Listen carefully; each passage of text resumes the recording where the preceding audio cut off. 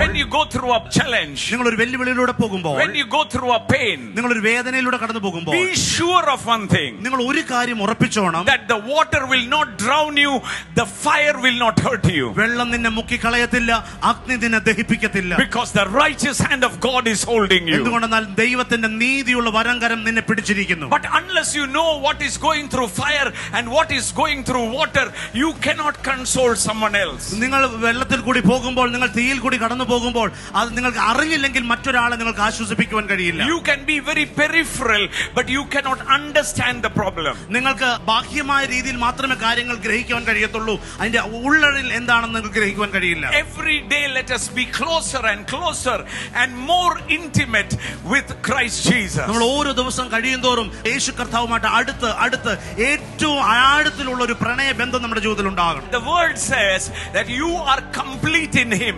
ദൈവത്തിന്റെ വചനം പറയുന്നു, നിങ്ങൾ ക്രിസ്തുവിൽ പരിപൂർണരായിരിക്കുന്നു. And if you are filled with Jesus, നിങ്ങൾ യേശുവിനാൽ നിറയപ്പെട്ടവരെങ്കിൽ, you will be like Jesus. നിങ്ങൾ യേശുവിനെ പോലെയായി. You will be a planet shaker. നിങ്ങൾ ലോകത്തെ കുലുക്കുന്നവരായി മാറും. Hallelujah. Hallelujah.